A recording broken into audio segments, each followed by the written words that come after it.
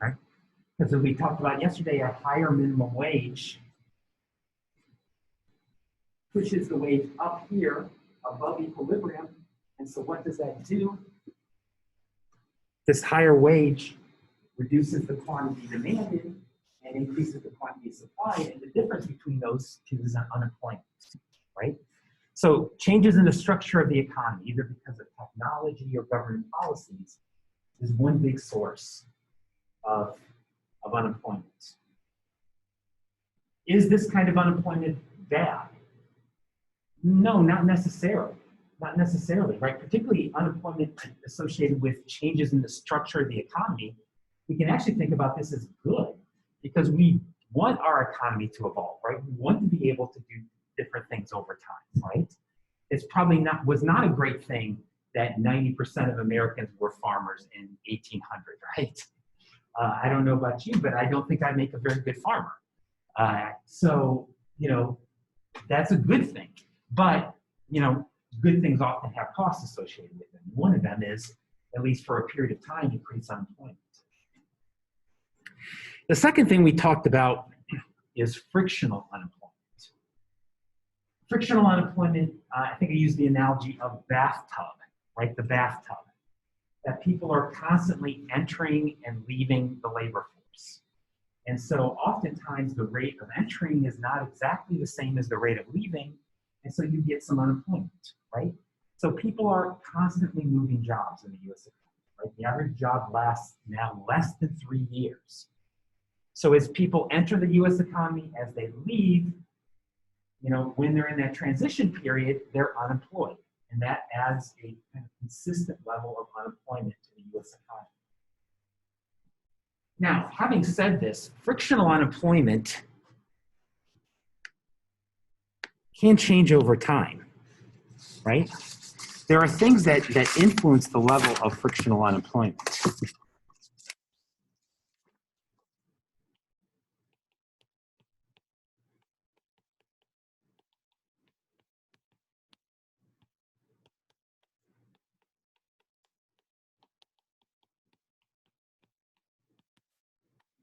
One of them is unemployment benefits.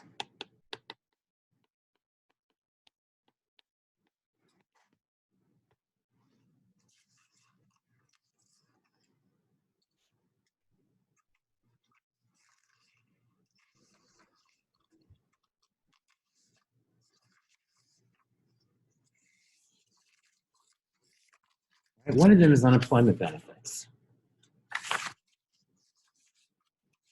How does unemployment benefits impact frictional unemployment?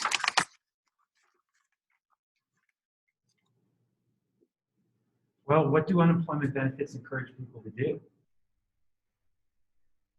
Remain unemployed? Yeah, well, at least until your benefits run out, right? Mm-hmm. Now, I think it's a little too cynical to say that people just want to be unemployed. Of course, there are some people who want to sit at home and watch television, right? But in general, you can think about unemployment benefits in a more positive way and just say, unemployment benefits encourage people to search longer, right? They give people a little bit more time so that they don't have to take the first job that comes in. And so undoubtedly, unemployment benefits encourage people to search more.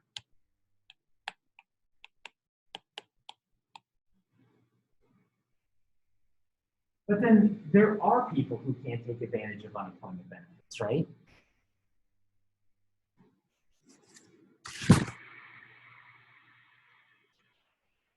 In part because in other countries, unemployment benefits are much more generous than they are in the United States. So I think I mentioned yesterday that in the US, we have a 50-50 system where you have you get half of your previous income for half of a year, okay? But in Germany, there's no cutoff, and you can get upwards to 70 to 80% of your previous income. That's a pretty big incentive to not look for a job, right? That's a pretty big incentive. And in fact, in Germany, they have a problem where people get jobs on the black market. They basically get jobs under the table so that they can still pay off their unemployment benefits. And so obviously that's going to encourage a lot more frictional unemployment in Germany, right? And you won't be surprised, we'll see some data here in a minute. Germany typically has a higher unemployment rate than us, right? And that's not surprising given the fact that their unemployment benefits are relatively generous, right? Another thing that probably influences the level of frictional unemployment is just having enough information.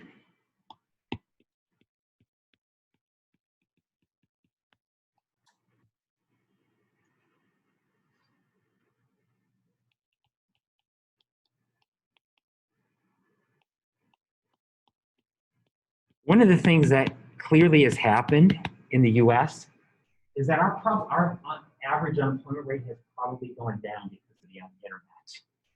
And it's quite simply because it's so much easier to look for a job now, right? In the old days before the internet, how did you look for a job? Yeah, newspapers, right? You get the local newspaper, or maybe there were national newsletters, right, that people would send out looking for jobs, magazines. But you know, when you think about the efficiency of searching for a job that way relative to getting online, you can see that it is a lot easier to get information today about where jobs are, right? It's a lot easier to get information about where jobs are. And so almost certainly the amount of frictional unemployment has gone down because people just find it much easier when they leave a job to find another job, right? And so that's actually a really good thing about the US economy. So just to give you some idea about what happens in any given month in the US. Right, so these are just average figures, as I said, for any given month. In any given month, you can have about 2 million people move from not in the labor force to being unemployed, about 1.5 million to move back. About 4.4 million will move from not in the labor force to being employed, and about 4.23 million will move back, right? Between employed and unemployed, once again, we have all of this churning, right, where people are moving between the three categories. And so that creates unemployment because as people are transitioning between these three categories, they often fall into that unemployed category, right? And so, as I said, one of the great things about the internet is it's actually helped reduce some of these search times, right? Frictional unemployment, once again, tends to be good, right? Not always. But in many ways, you can think about frictional unemployment as being a good thing in that we want people to get matched up with the best jobs, right? We don't want people to be so fearful of losing a job that they never quit the job they hate, or if they do quit, they just grab the first job that comes along, right? So the fact that people have the flexibility to search for jobs is a positive thing. So these first two types of unemployment we've talked about, right? When we talk about structural unemployment, when we talk about frictional unemployment, these are relatively good, right? From a macro perspective, right? They have a lot of positive aspects for the economy. The third type of unemployment is really the type of unemployment that macroeconomists worry about the most.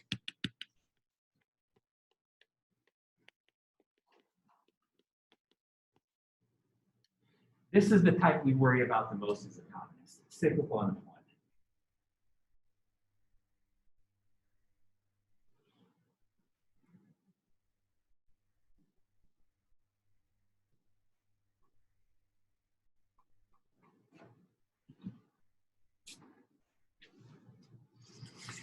Okay, what is cyclical unemployment?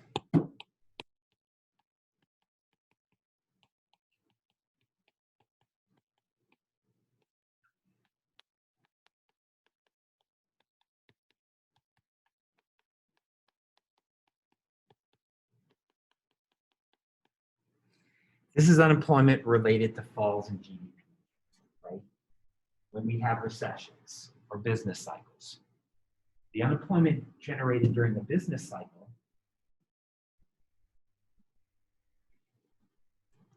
is what we call cyclical unemployment. And this is bad, right?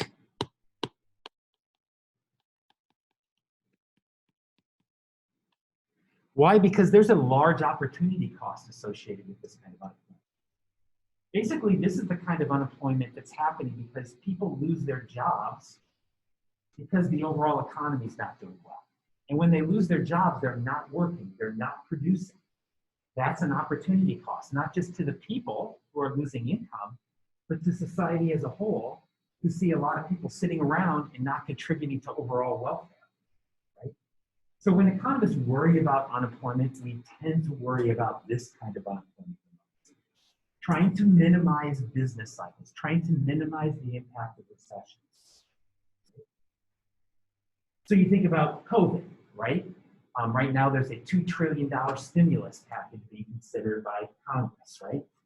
What's the argument for this? The argument is that this stimulus package, this combination of spending and giving people tax cuts or rebates, that will all encourage spending. This will increase GDP.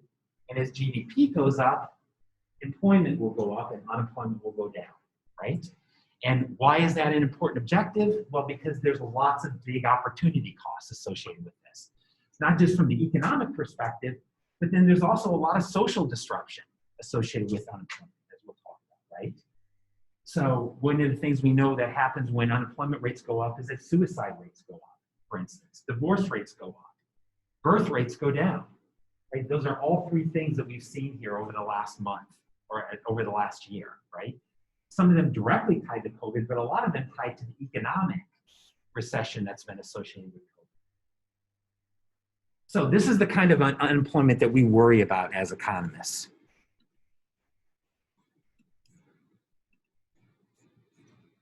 Right, and so you can see here, if we look, this doesn't have the COVID period in here, but you can see the gray bars are periods of time of recession, right? When basically GDP is falling. And what do we see happen to unemployment? Unemployment goes up, right? Unemployment goes up during recessions, during periods of time when GDP falls. And as we talked about yesterday, notice that after the recession, it's not like unemployment goes right back down to where it was, right? There's a long lingering effect of this, right? That unemployment goes down, but only very gradually, right? Only very gradually.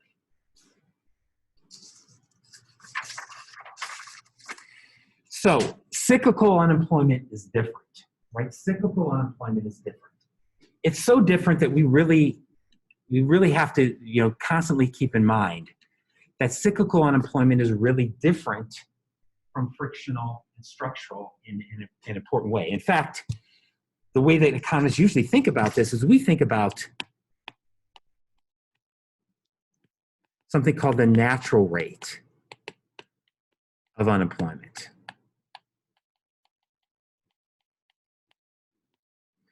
What is the natural rate of unemployment? This is the long-term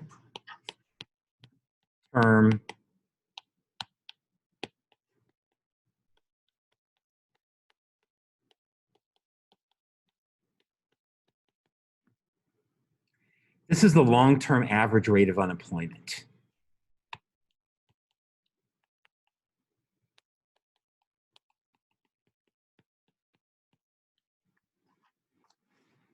The natural rate of unemployment really incorporates the first two types of unemployment that we talked about, structural and frictional unemployment.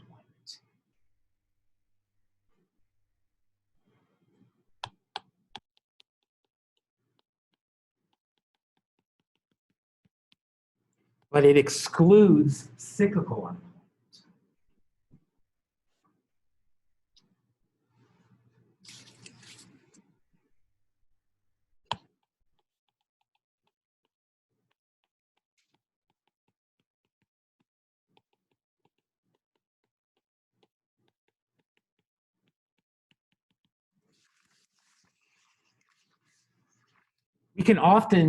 This is often thought of, or how people talk about this in public discussion, they often refer to the natural rate of unemployment as the rate of full employment. Okay? So it seems weird, but full employment does not mean zero unemployment. Right? Full employment does not mean zero unemployment. We do accept that we are going to have some level of unemployment in the economy, but we want that to be at a low level. That's what the natural rate of unemployment is, right? So think about it this way. The actual rate of unemployment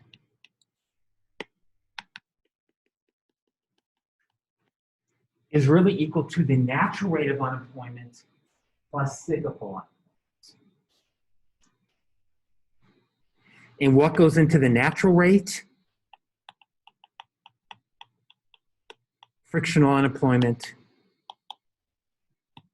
and structural unemployment.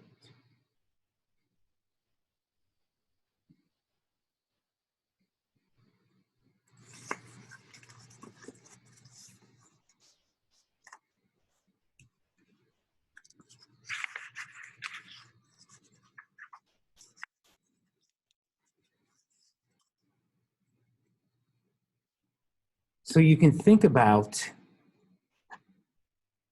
actual unemployment. The actual unemployment rate is having these two very, very important components.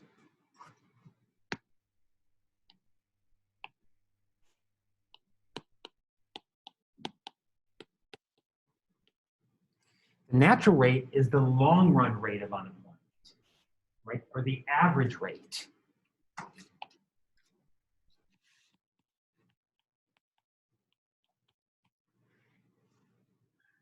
And cyclical unemployment is more of the short run rate of unemployment, right? The temporary, right?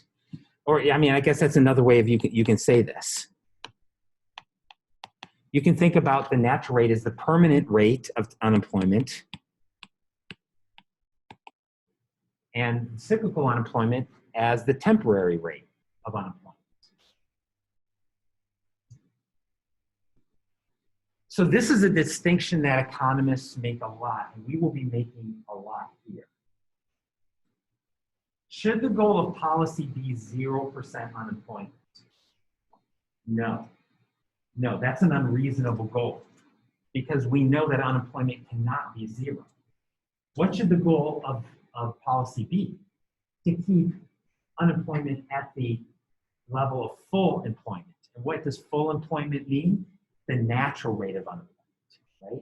We want to try to keep unemployment at the natural rate and minimize cyclical unemployment, right? So our goal as policymakers is not to minimize actual unemployment, it's to minimize cyclical unemployment, right? And to accept the fact that we are going to have some unemployment in a market economy, right? Because we don't want to move to a model where there is zero unemployment, because zero unemployment is not a true market economy, right? In the sense that people don't have the freedom to leave jobs and get new ones. So that's a very, very important distinction. So if you want to see this in the data, or this might help you visualize what's going on.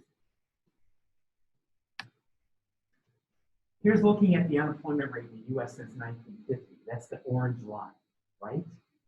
But notice how the orange line fluctuates around a long run average. And that long run average, which is this darker brown line, is the natural rate of unemployment. Now notice here, the natural rate of unemployment does not have to be constant. It could potentially change too, right? So as economists, we have to recognize that the natural rate of unemployment could be different at different periods of time. But when we talk about targeting full employment, we mean trying to keep unemployment at the natural rate of unemployment, right? And trying to minimize the cyclical unemployment. So it's all those deviations here, right? All the deviations between the actual rate of unemployment and the natural rate, that difference is cyclical unemployment. And that's what we want to get rid of, right? If we can, right? If we can craft and implement proper policies, we want to try to get rid of that cyclical unemployment.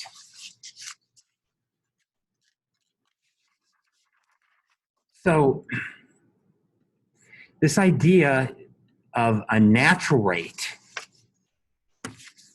okay, is a really important one, right? From economist perspectives, right? So define some terms here.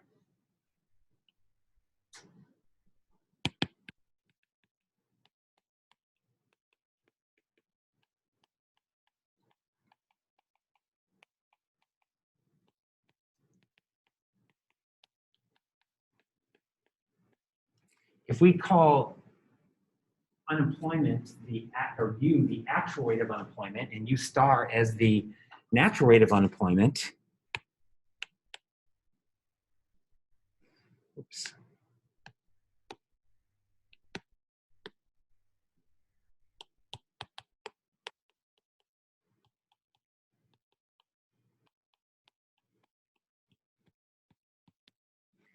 And let's define Y. Of course, Y always means GDP. And Y star as the natural rate of output, right, or the natural rate of GDP.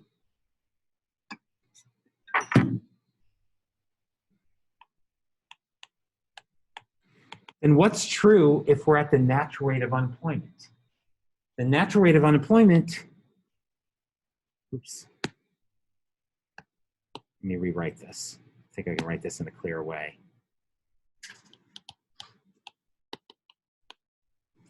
What happens if U equals U star?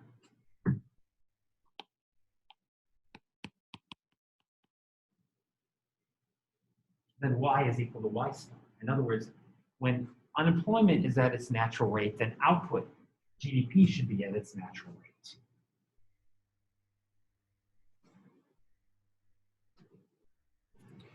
What if unemployment is greater than the natural rate?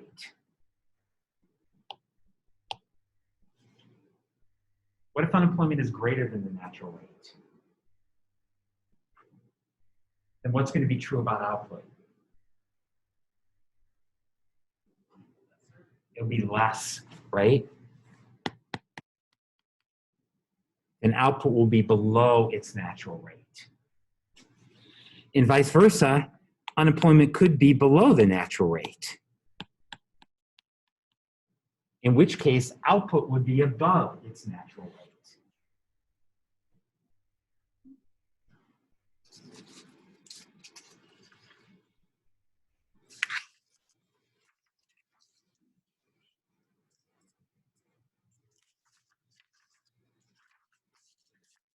So there should be this negative relationship here between unemployment and output.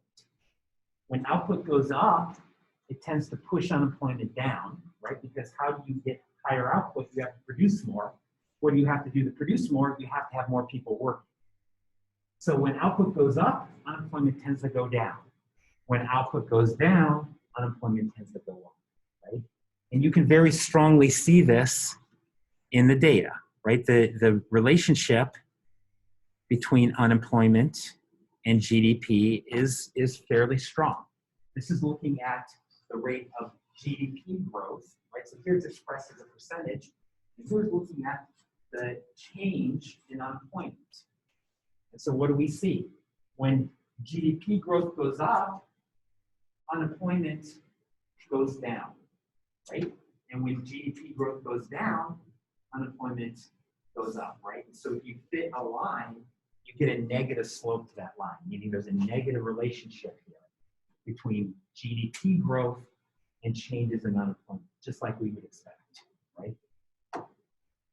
And so, once again, you can kind of think about recessions in one of two ways. You can think about a recession as a rise in unemployment, or you can think about a recession as a fall in output. They're really equivalent ways because we see such a strong relationship between the two, right? Not perfect, but a very strong relationship between the two. So this concept of the natural rate and long run average versus short run behavior.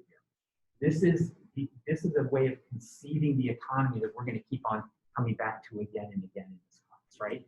Because as we're going to see, particularly beginning on Monday, we're going to begin talking about maybe one of the biggest distinctions in economics, which is the long run versus the short run. what's true on average in an economy, and what's true more in a shorter period of time, okay? And so you see this in the unemployment data, right? That there's a long run level of unemployment, but in the short run, we can be above that or we can be below that, depending upon what's happening to the business cycle, right? Depending on where output is relative to its metric. All right, let's talk some now. Now that we've talked about unemployment.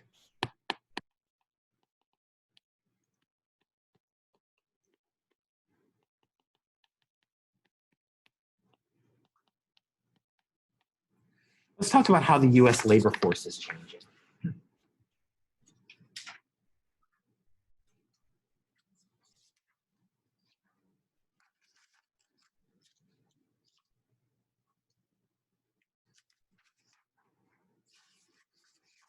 Right? How is the U.S. labor force changing? We're seeing some fairly big changes in the U.S. labor force, and these are obviously going to play a role in what future levels of employment and unemployment. Right? So let's kind of talk about some of the ways that the U.S. labor force is changing. One way, we've talked about this already a little bit, is that we have an aging population.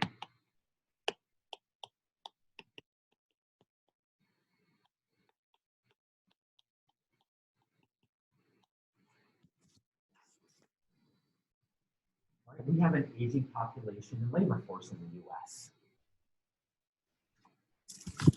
What's this doing? Well, it's doing a couple of things. One of the things it's certainly doing is reducing our labor force participation rate. So the fraction of our population that's working has actually really leveled off.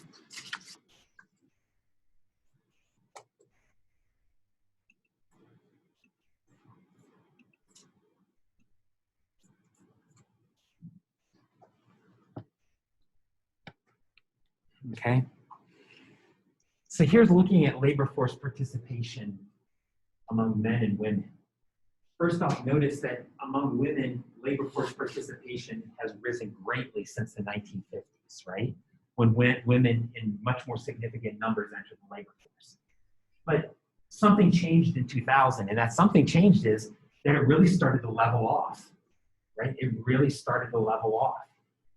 And particularly if we look at women under the age of 25, a lot fewer women are really entering the labor force who are young, and many more of them are staying out of the labor force, right? And so, and that's not just true of men, it's also true of women, right? In some sense, you might think of this as the gig economy, right? Younger people are less likely than they used to be working more than 20 hours a week, right?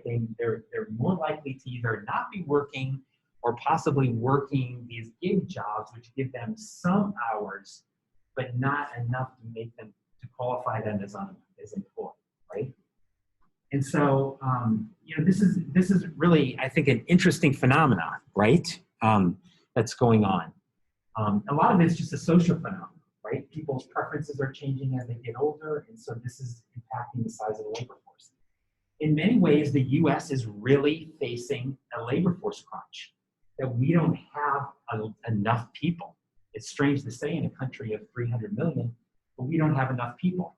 And if you think if it's bad here in the US, it's much better in the US than it is in many other countries, such as Europe and Japan, where because of declining population, because of declining birth rates, coupled with an aging population, they have huge shrinking in their labor force, right? Which is causing a real problem where they simply don't have enough people to work. Right? They simply don't have enough people to work.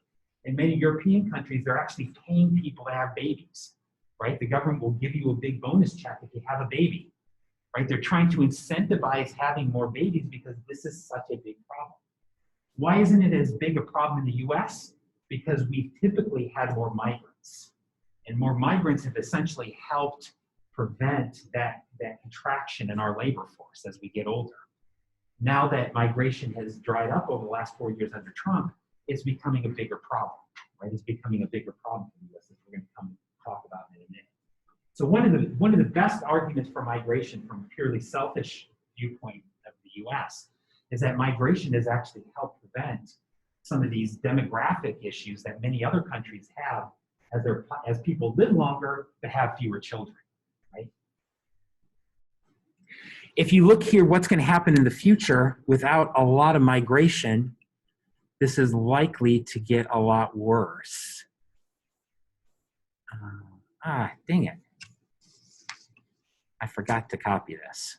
Well, we'll ignore it. I was just going to show you a picture that basically makes the point that this trend of an aging population is only going to get worse, right?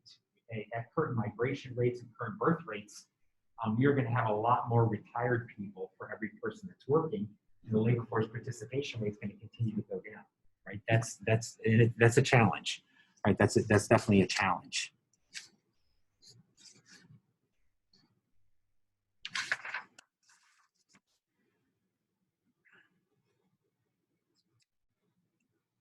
While we're talking about,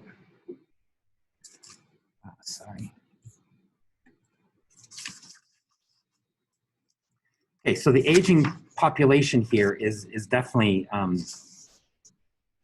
big issue.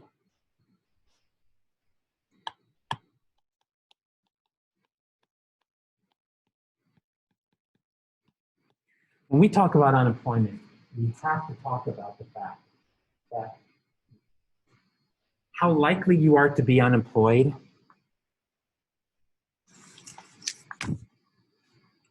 is very closely tied to what your race is and to what your age is, right? Very closely tied.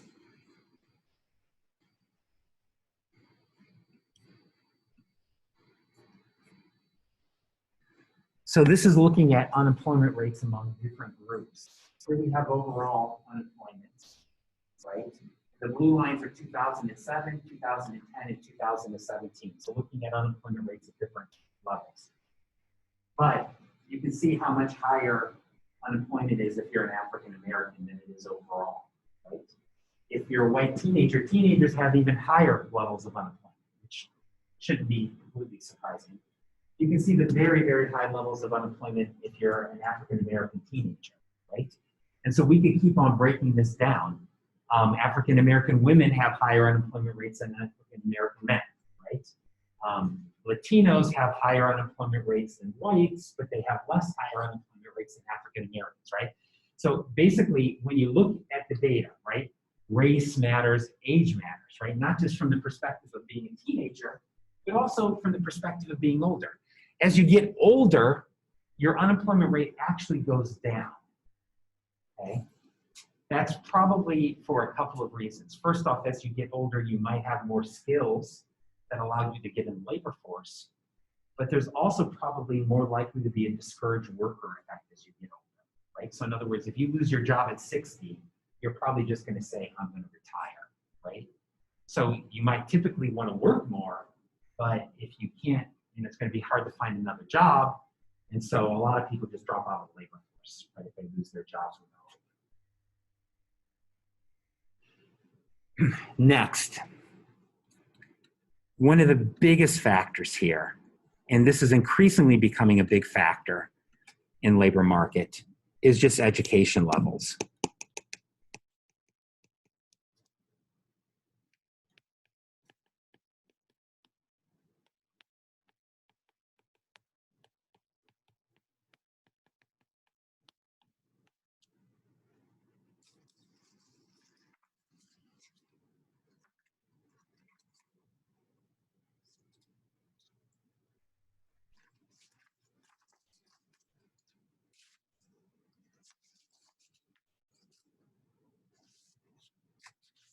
Right? So what your unemployment rate is depends crucially upon what your level of education is. Hold on one moment.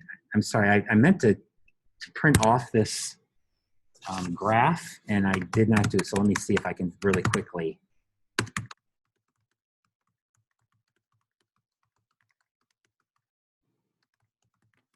See if I can find this graph for you very quickly here. Yep, this is the one I was looking for.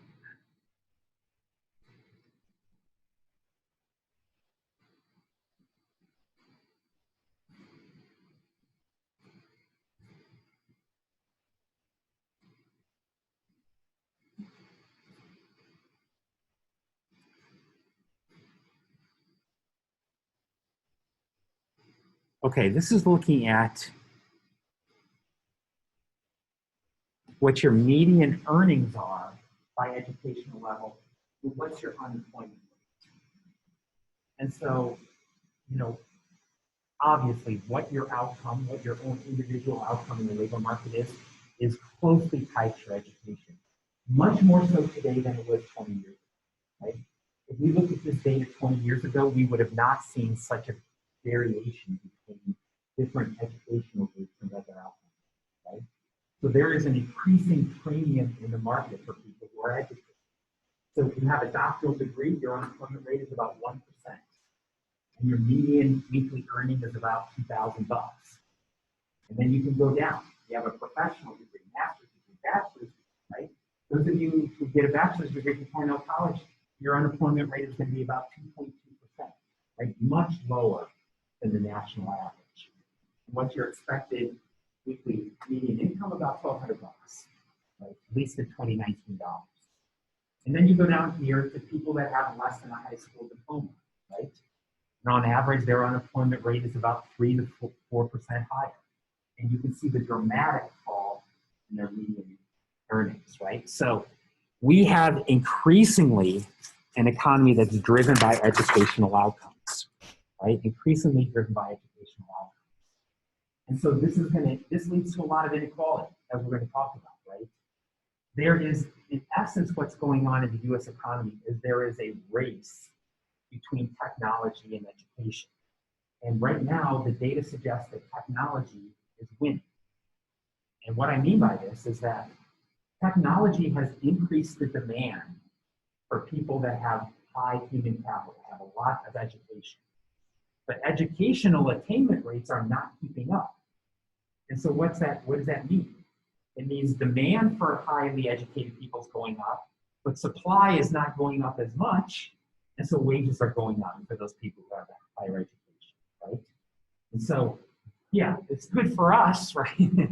But if we kind of step back and think about the macro perspective, that's not really so great for the economy in the sense that there's a lot of jobs. We have this unusual labor market right now where we have both a lot of people unemployed and a lot of jobs that are open, right? The problem is our labor market cannot meet the needs of industry largely, right? There's a lot of jobs that are going unfulfilled because the people who are unemployed do not have the skills that are needed in the labor market, right? So from a macro perspective, that's not great, right? We actually need to be increasing educational attainment more, but this goes back to the poor quality of American educational system, right? Not the university system, which is the best in the world, but the poor quality of the US secondary school and primary schools, which are not particularly good. And that's really where there's the tie-up in the pipeline, right? Is that we simply don't have enough kids that are prepared to go to college. And as a result, that's really slowing educational attainment rates here in the US. And so that is a big problem for the US, right, going forward, right? A very big problem. In the past, how have we dealt with this problem? Well, one way that we've dealt with the problem of not having enough educated people is through migration.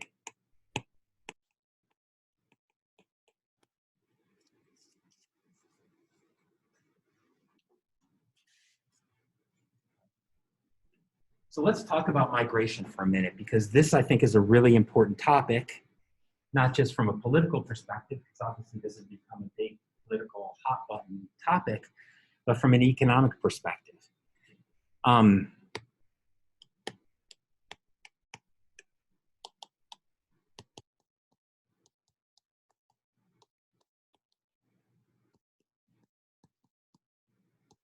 If you ask me, what's the one thing that you could do if I was dictator What's the one thing that I could do to improve global welfare? To improve the situation of the average person? And what would my answer be? Open migration.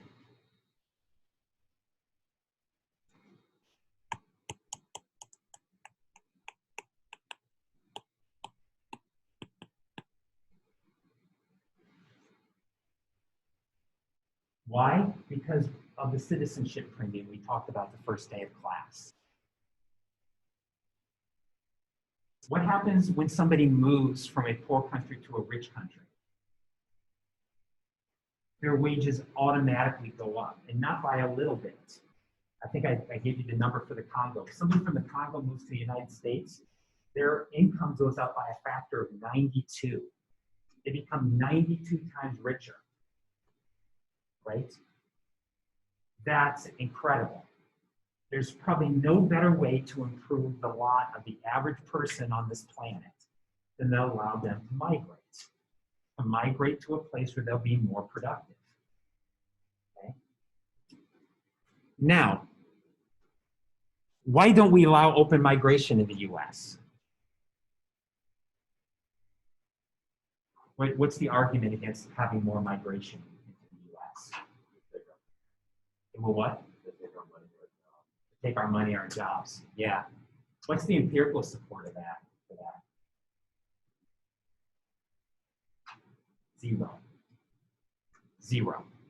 Decades of economic research have actually looked at this question, right? For instance, looking at natural experiments.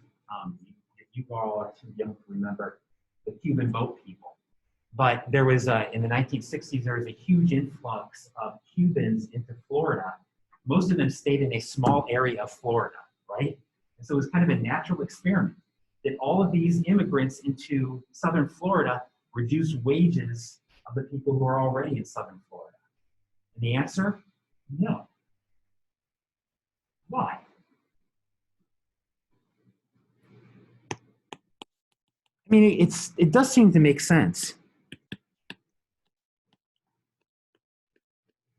It does seem to make sense that migrants will reduce wages for everybody. If we go back to this labor market,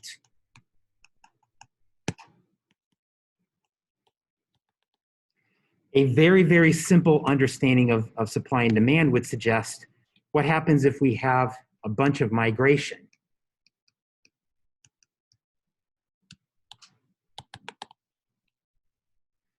That should reduce wages, right? That's what the kind of simplistic view of migration says. Yeah, right.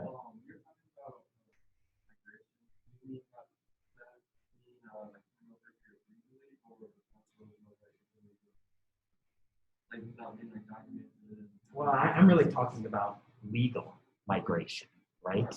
Legal migration. So if we let people come here legally, or if they come here illegally, right?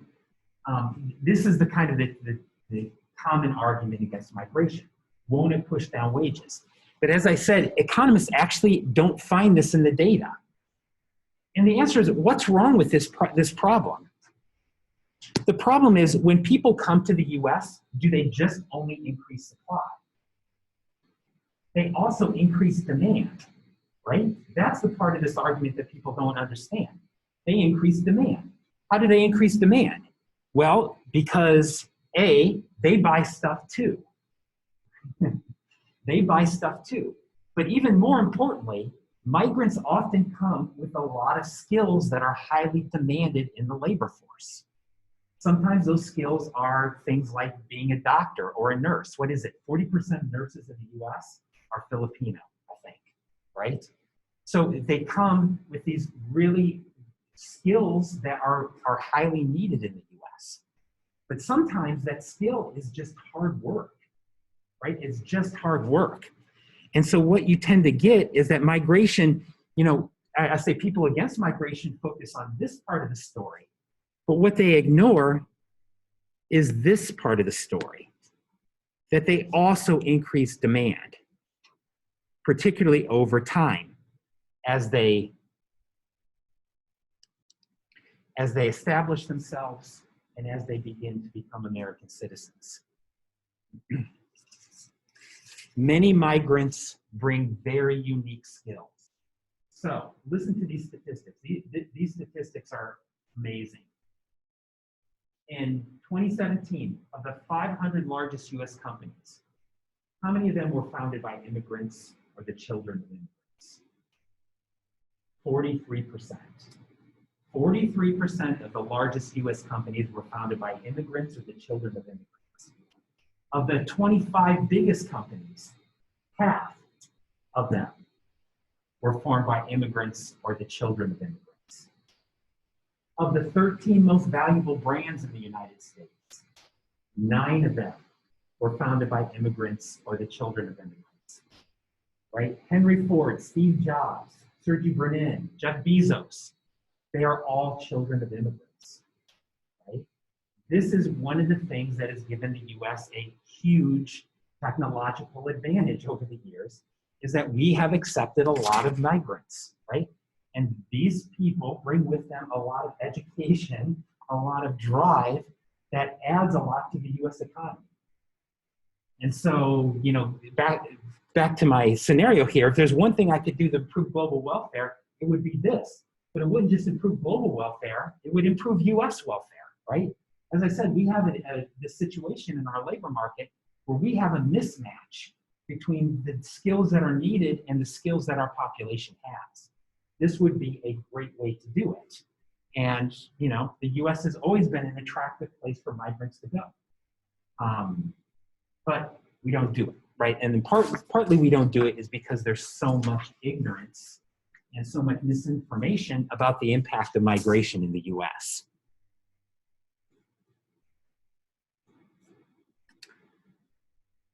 Okay, let's change the topic just a little bit. And let's go back to talking about inflation, right? Let's go back to talking about inflation.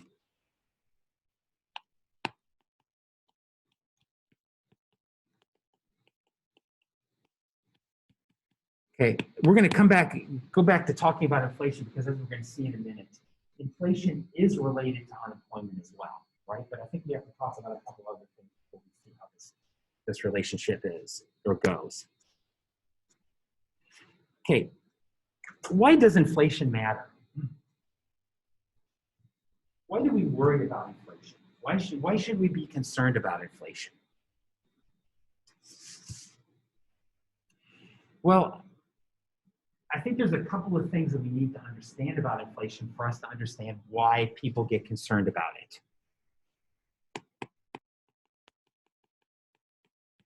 The first thing we need to understand about inflation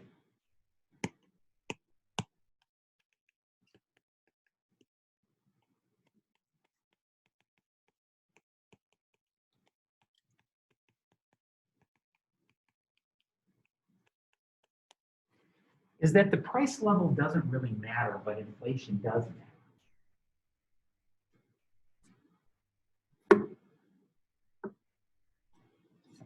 Okay.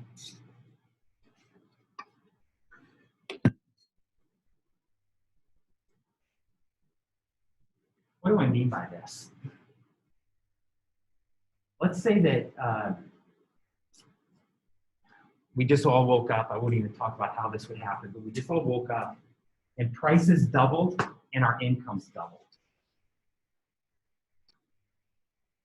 Does that really change anything in our life? No. No, nothing gets changed, right? The level of the price level doesn't really matter. It doesn't really matter. But what matters is changes in the price level, right?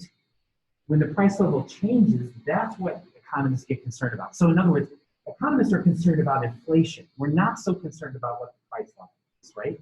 The price level is what it is. But changes in the price level are the most concerning. And when are changes in the price level the most concerning? When they're unexpected.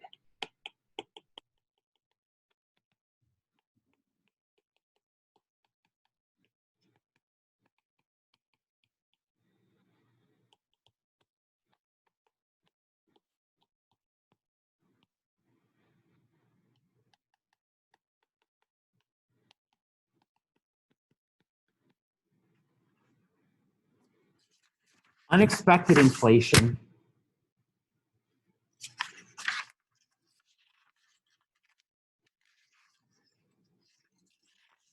is much worse than expected inflation.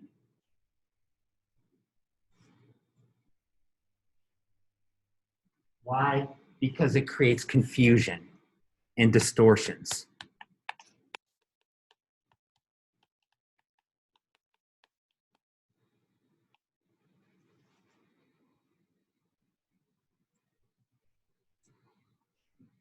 Unexpected inflation is much worse than expected inflation because of the confusion and the distortions it creates.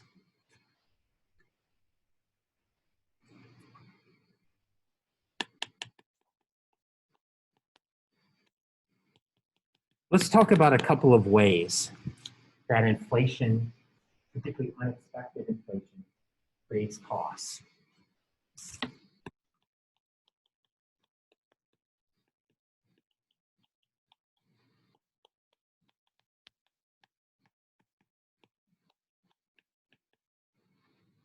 One of the most important ways to understand inflation, the cost of inflation, is to understand that unexpected inflation redistributes wealth.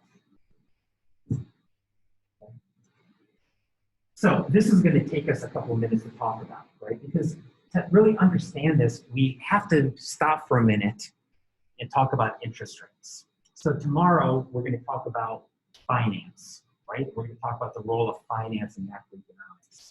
So this is kind of a good prelude to a lot of what we're going to talk about tomorrow when we talk about an interest rate, right?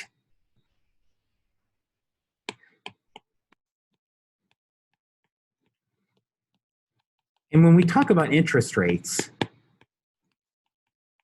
we have to distinguish between real interest rates and nominal interest rates.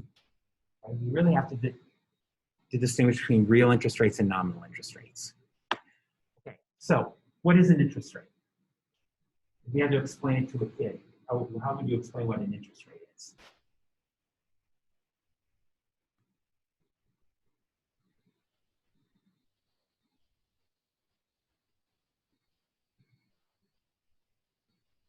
Nobody?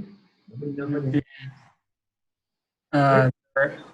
is? Sorry, wouldn't it be the rate at which you have to pay back money borrowed, like on a credit card balance or a home loan?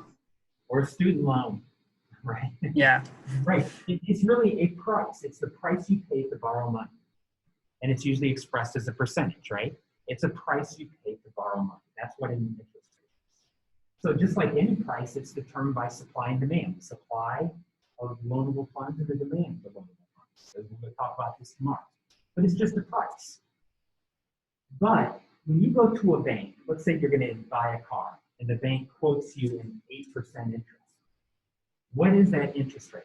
That is really a nominal interest rate, right?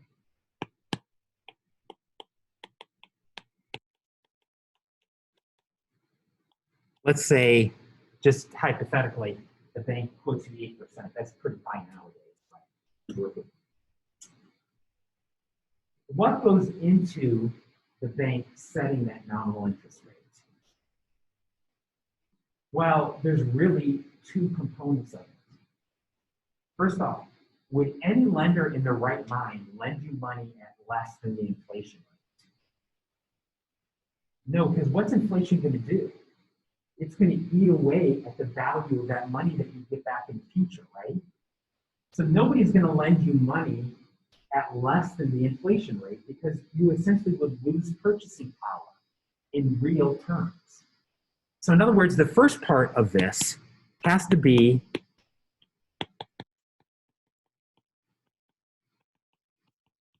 expected inflation, what we think inflation is going to be.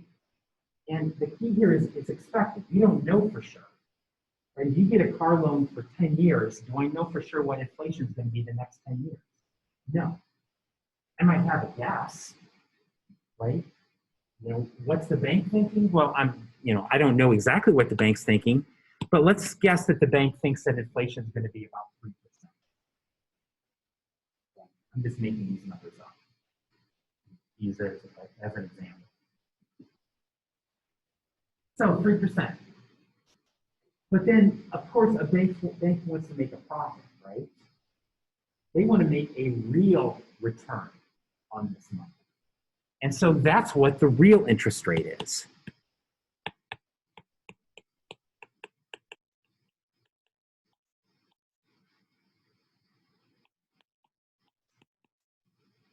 That's what the real interest rate is.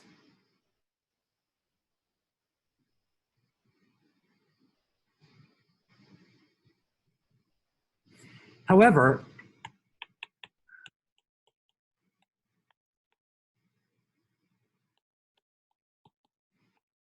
this is what economists call an X. Oops, I wrote it wrong. Sorry. Don't write that.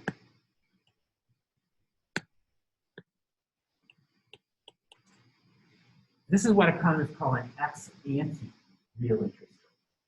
Ex ante means before the fact. In other words,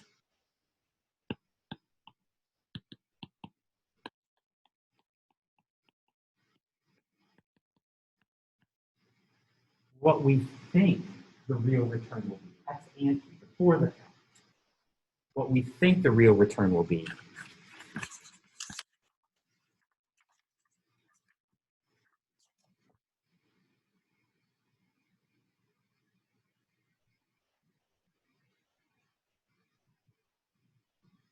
This can be quite different from an ex post real interest rate.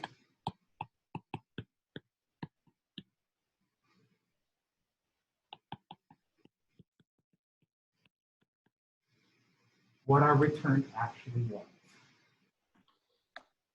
What our return actually was. In other words, when these are different, you have winners and losers.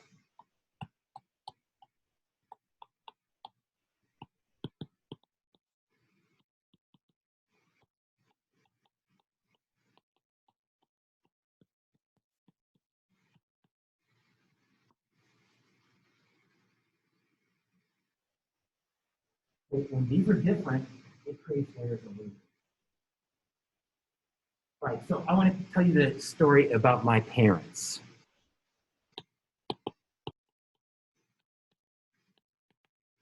They bought a 30-year fixed interest rate mortgage.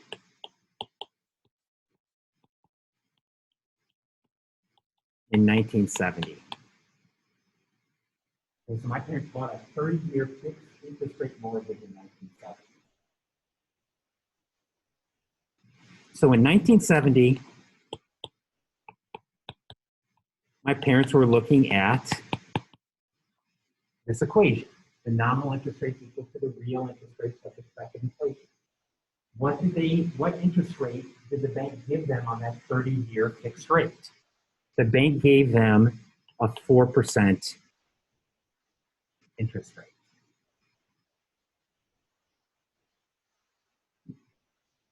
And what was the bank thinking? The bank was likely thinking, oh, I think inflation's going to be 2%. And so I'll get a 2% ex ante real return. And that's okay. That doesn't sound like a lot, but in general, housing is pretty safe. Hindsight has told us that it's not as safe as people think it is, but it's reasonably safe. And so, more safety means less return. And so this is roughly, I don't know exactly what the bank is thinking, but this is roughly the calculation the bank made when they made my parents this mortgage. Okay? So they locked this in for the next 30 years. How did this mortgage look in 1980? Pretty damn good. Right? Pretty damn good. Because where were we in 1980?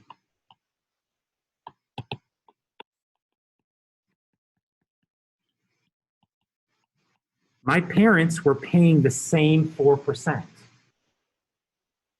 But what was actual inflation? 18%. What was the ex post real interest rate my parents were paying? Would it be negative 14? Negative 14%. In other words, this was a dynamite deal. They were paying a negative return on borrowing money. You can't beat that, right? Who won? Here we had unexpected inflation. This was a classic example of unexpected inflation. Who won? My parents, right? Borrowers. Who lost? The bank, right? Lenders.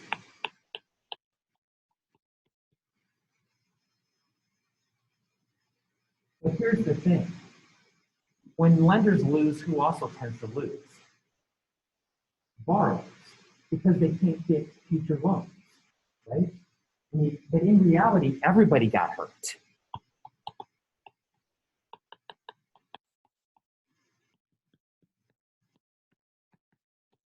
We had bank failures, right? Many banks went out of business in the 1980s because of this inflation. There was a big decrease in lending, and that decrease in lending hurt future home buyers, and it hurt people who wanted to start a business. It's not good, right? Tomorrow, maybe even a little bit this afternoon, we're going to talk about why finance is such an important part of macroeconomic development. But basically, there's no better way to kill a financial system than through unexpected inflation.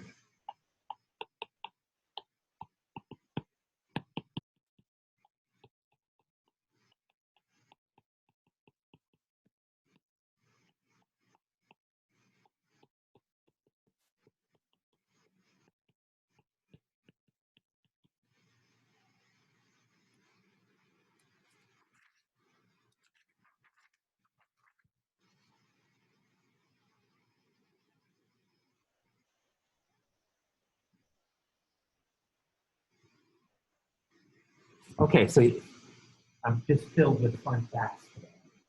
Here's a little fun fact. If you took in 1960, you could time travel, you went back to 1960, and you took $1 million US and you converted it into Argentinian peso, and then you just put it in a bank, right? So you took that, however many pesos you could get for $1 million, and you put it in the bank and you left it there. How much would it be worth today?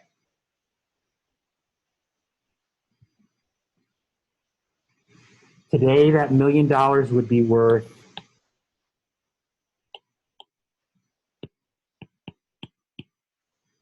that much. Zero. What happened to it all? It got devalued. It got devalued, right? Inflation ate away at the real value of that money, right? It ate away at the real value of that money. I should have brought it. Maybe I'll try to remember tomorrow. But you see this time and time again with countries that have had high inflation. It essentially eats away at people's savings and their wealth and their finance. So I've got a big stack of Zimbabwe money, all right? So in 2008, to ride the bus in Zimbabwe cost 5 Zimbabwe dollars.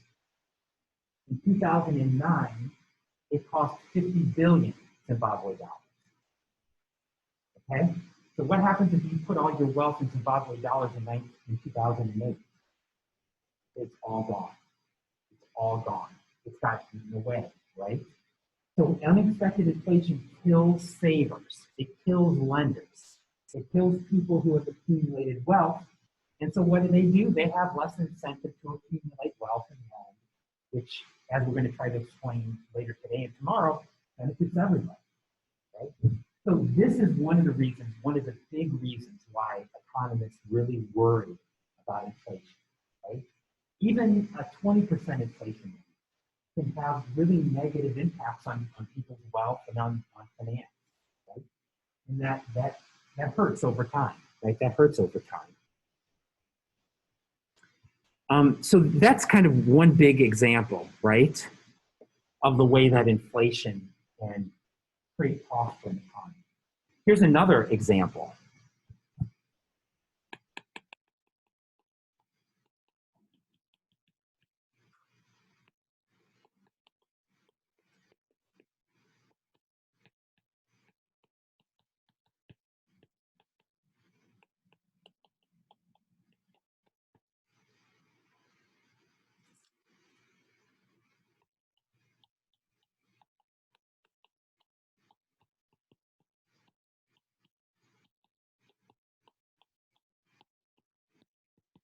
People stop using money the same way when inflation begins to get high.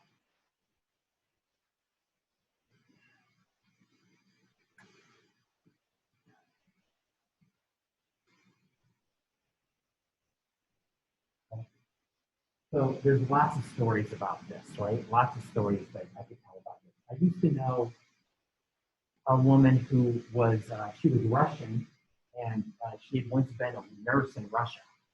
And in the early 1990s, Russia had an inflation rate of about 250% a year. Okay, so in other words, you know, roughly prices are going up pretty fast every day. If you get a bunch of money, do you want to be sitting on that money? No, because the longer you wait to spend it, the less it's going to be worth. So she told me once that she'd get paid, they basically would get paid every Friday morning, and her mother would wait outside the hospital, and she worked like on the third floor, and they get paid, and it was like a big brick of money, and she'd open the window and look down at her mother and say, here it comes, and she'd throw the money out the window, and it would hit the ground. Her mother would pick it up, and she went to the market to spend it as fast as she could, right? That's crazy. That's not encouraging productive behavior, right? In Brazil, they had a 2,000% inflation rate, right? People were basically taking wheelbarrows to work and getting paid twice a day. You get paid at noon, and they put the money in a wheelbarrow because there's so much of it, right? You needed so much of it to buy just regular things. And then everyone would run down to the market at lunch, spend all their money. You come back, you work in the afternoon, and then you get paid a second time. They pile your wheelbarrow up even a little bit higher, and then you run out to the market to send it. Right? It's a crazy way of doing business, right? And what often happens is that essentially people stop using money. They just go back to barter, right? And so that's really what I saw when I was in Zimbabwe, when we had that 100% a day inflation. For the most part, people were not using Zimbabwe money. I mean, people had it on them to sell to stupid tourists like me. But I had this dream of going to Zimbabwe and buying like trash bags full of money. And then I would take it like to my office and fill up my office with money and like swim around in it like Scrooge McDuck, you know? Like, but I actually had a really hard time finding Zimbabwe dollars because nobody would hold them. They were worthless, right? The only people that held them were people that were kind of taking advantage of stupid Westerners who show up and try to buy money. So in general, how were people making transactions? They were either using hard currency, meaning not Zimbabwe dollars, they were using US dollars or South African rand, or they were just using barter, right? So, you know, I remember walking by stalls where people were selling stuff, and they'd be like, sir, I'll give you this for your shoes. I'll give you this for your coat. Right? It sounds crazy, but I mean, that was really, that's really what people have to resort to when you have these crazy high inflation. And so, you know, that's not good. Right? That's not good for economic development, certainly. Right? It's not even close to being good for economic development.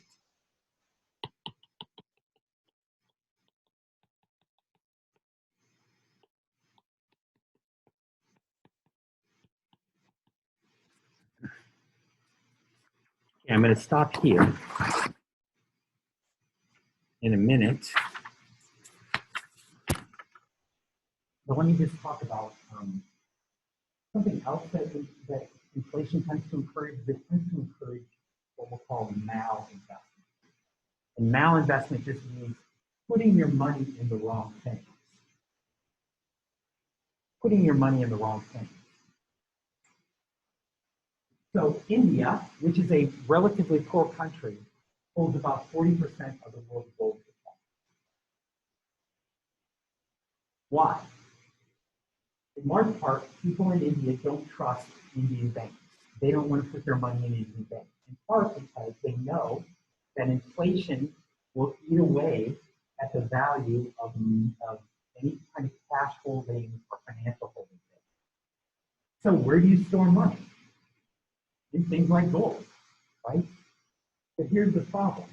Gold is just a bunch of yellow rocks. It does not have any productive use. Right? In a country like the US, what happens when we put our money in the bank? That money is then lent out to small businesses, to other people who want to get a college education or do something productive with the money, right? In that case, saving leads to good kinds of investment.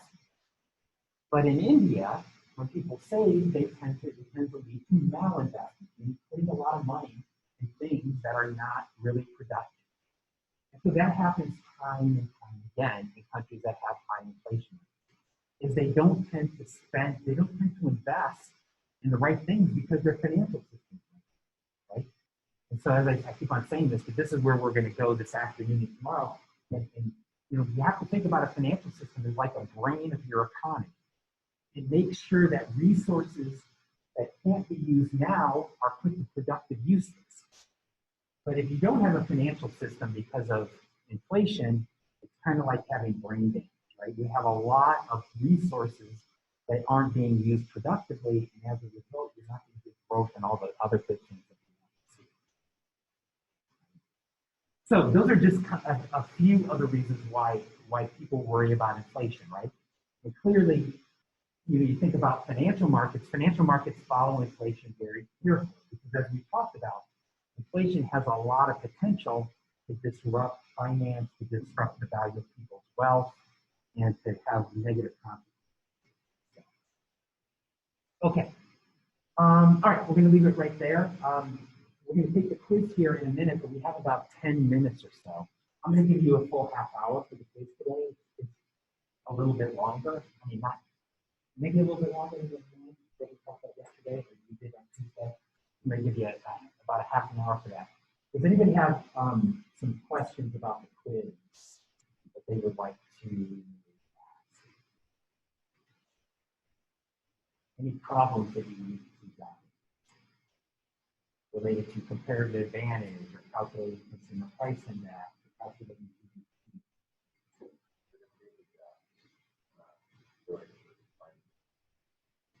well, this quiz is not going to focus on supply and demand. Right? The purpose of this quiz is comparative advantage and GDP. So I guess we have had some, I'm not really sure that I graphs on those two topics. We've had some graphs related to unemployment, but the things that we talk about on unemployment will not be unemployment.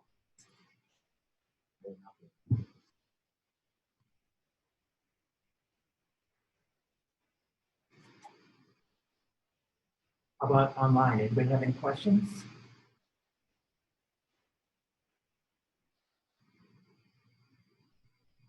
Okay. Yeah.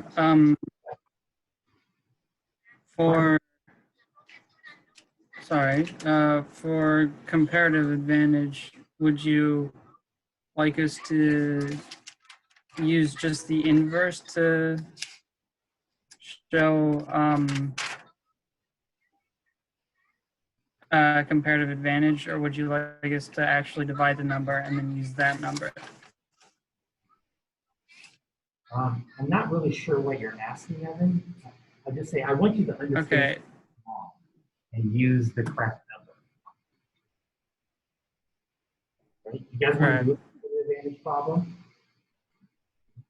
Okay, let's do one.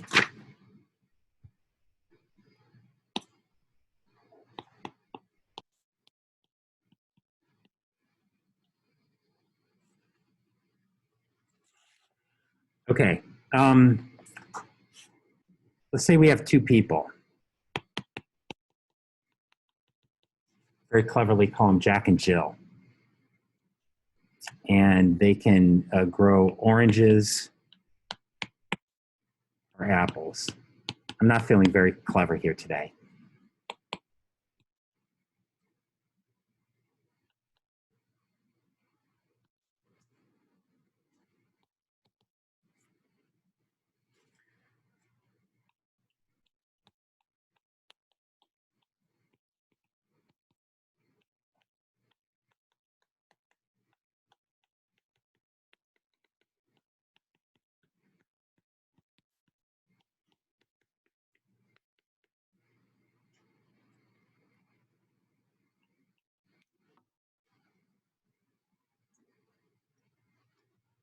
All right.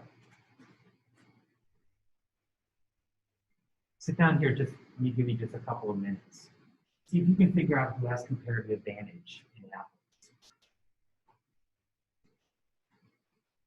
Who has comparative advantage in apples?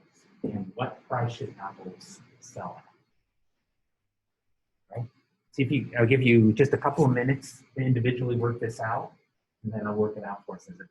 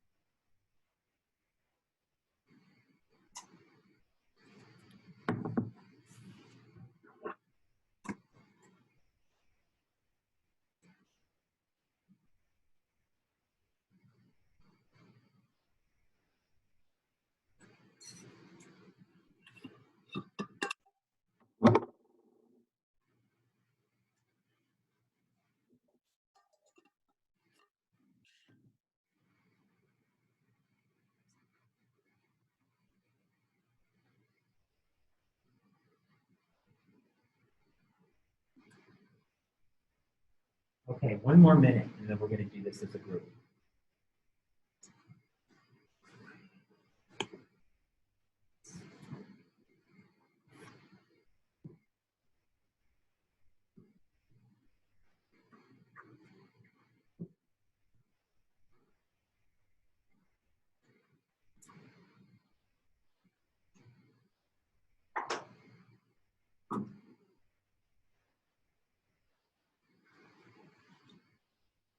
Okay, let's get started here. What's the always got to be the first step here? You got to calculate opportunity costs, right? So for, let's do,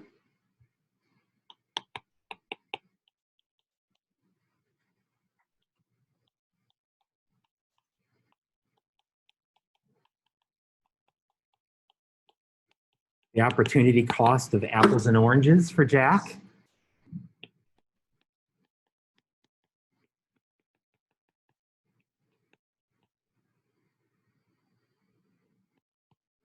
And the opportunity cost of Jill's oranges.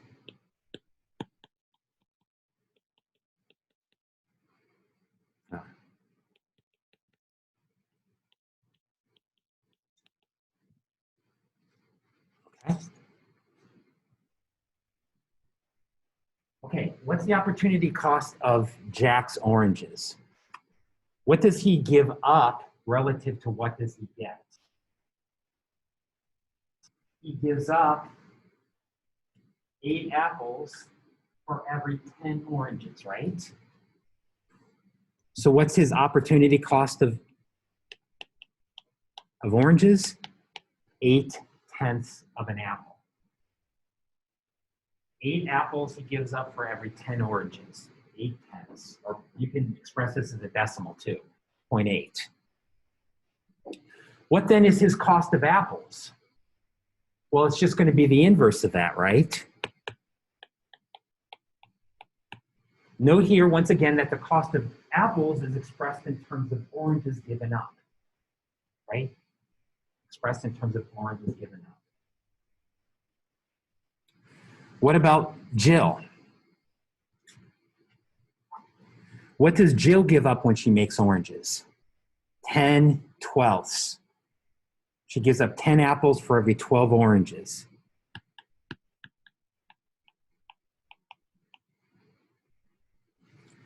And then what about apples?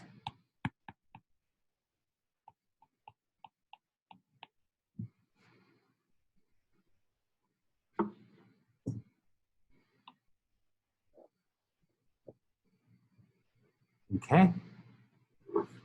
Then we have to figure out who has the lower opportunity cost. When it comes to oranges, who has the lower opportunity cost, Jack or Jill? What's lower, 8/10 or 12/10?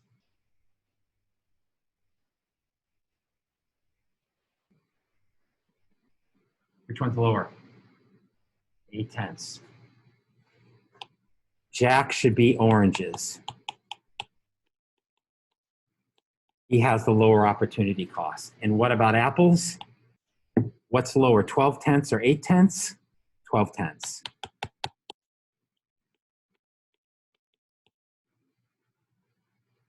Jill should make oranges. I'm sorry, Jill should make apples. What price do apples sell for?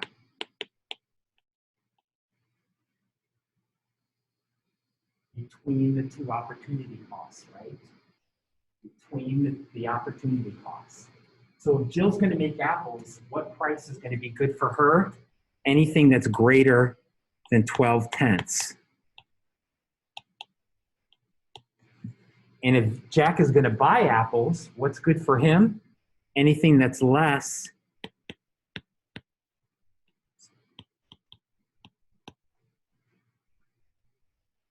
anything that's less than 10/8. So it's got to be between those two opportunity costs.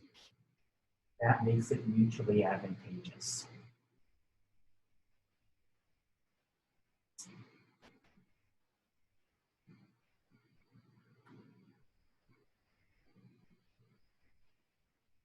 So I see some positive nodding of the head, and then I see some of you looking at me like I'm headlights and you're a deer. It's hard for you to figure out what questions you have if you're not asking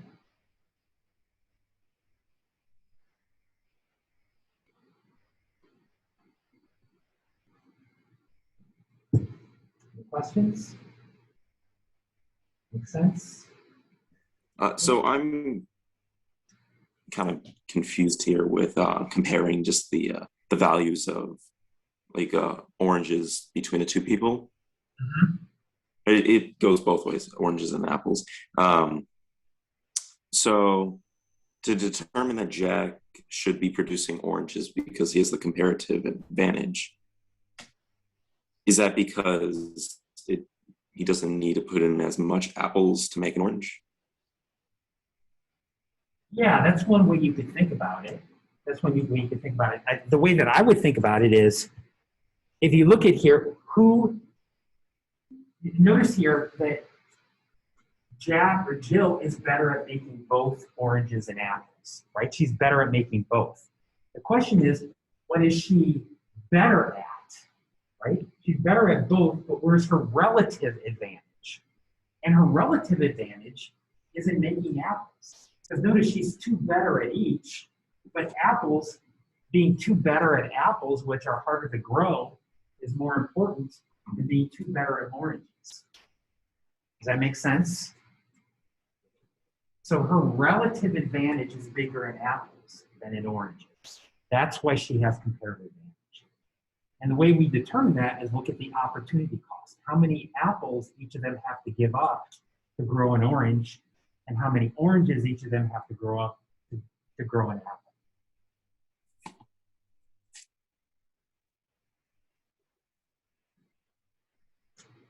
Does that help?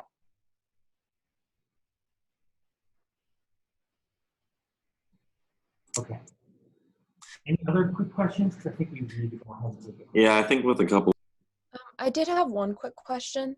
Yeah. Mhm. So the question itself was only asking about apples. And like when I did the quick calculation and I got the correct answer, like I didn't bother calculating with oranges. Would you need to calculate with oranges to prove that Jack should be producing oranges, or? No, you don't. You in this case you wouldn't have to. I mean, I think as a way to check your work, I would do both. But no, I mean, the question only asked about apples, so you'd only have to do that for apples. You wouldn't necessarily have to do it for both. Okay.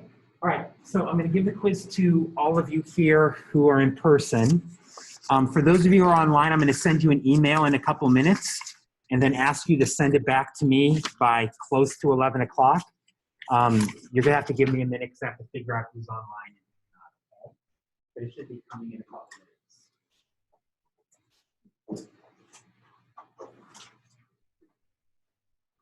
Remember, if you are online, leave your Zoom open and your camera open. And this is not an open book quiz.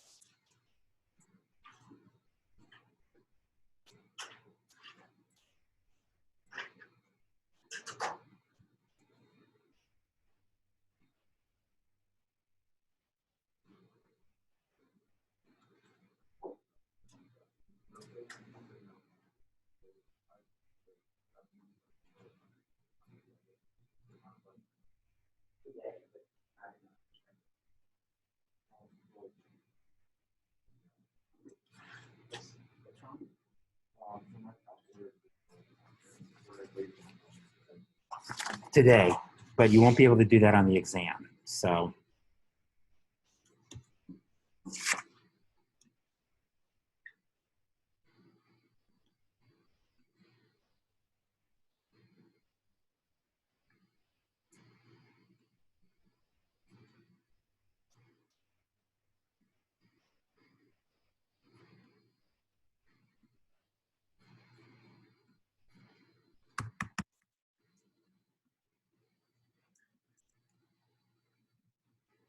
Okay, for those of you who are online, I just sent the quiz. So if you did not get it, oh, Ruthie, you know what? I didn't send it to you.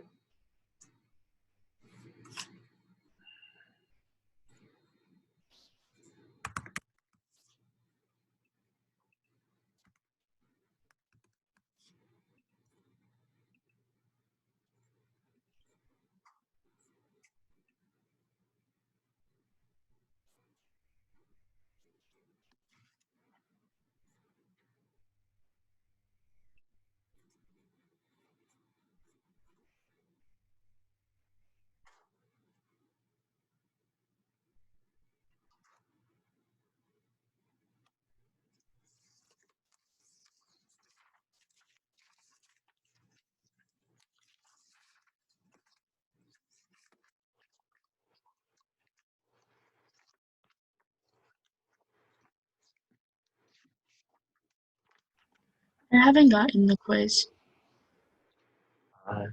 Who's that talking? Can't see.